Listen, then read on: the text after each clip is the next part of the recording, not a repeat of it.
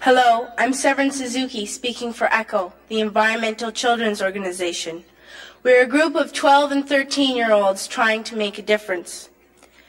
Vanessa Seti, Morgan Geisler, Michelle Quigg, and me.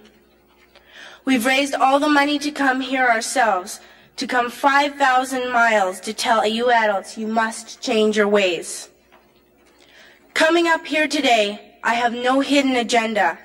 I am fighting for my future. Losing my future is not like losing an election or a few points on the stock market. I am here to speak for all generations to come. I am here to speak on behalf of the starving children around the world whose cries go unheard. I am here to speak for the countless animals dying across this planet because they have nowhere left to go. I am afraid to go out in the sun now because of the holes in our ozone. I am afraid to breathe the air because I don't know what chemicals are in it. I used to go fishing in Vancouver, my home, with my dad, until just a few years ago we found the fish full of cancers. And now we hear of animals and plants going extinct every day, vanishing forever. In my life, I have dreamt of seeing the great herds of wild animals, jungles and rainforests full of birds and butterflies, but now I wonder if they will even exist for my children to see. Did you have to worry of these things when you were my age? All this is happening before our eyes, and yet we act as if we have all the time we want and all the solutions. I'm only a child, and I don't have all the solutions. But I want you to realize, neither do you. You don't know how to fix the holes in our ozone layer. You don't know how to bring the salmon back up in a dead stream.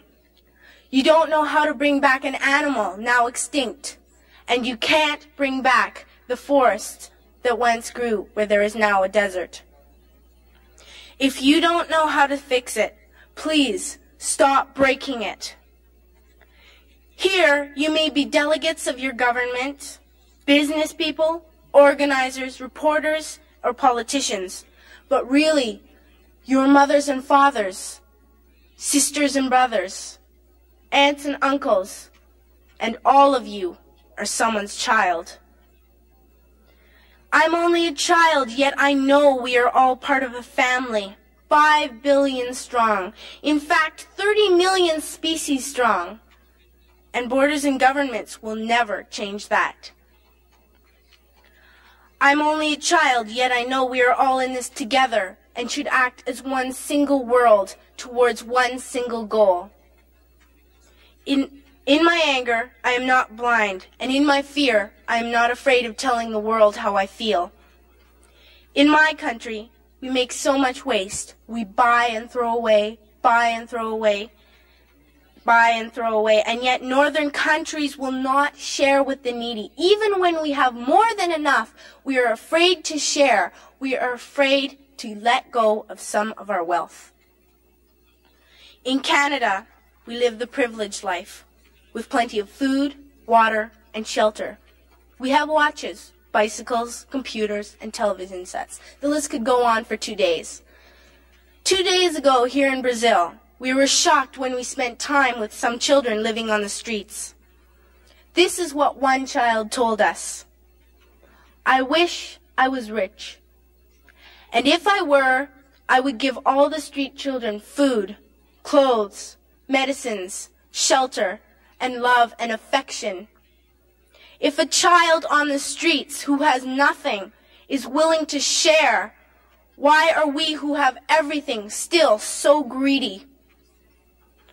I can't stop thinking that these are children my own age, that it makes a tremendous difference where you are born. That I could be one of those children living in the favelas of Rio.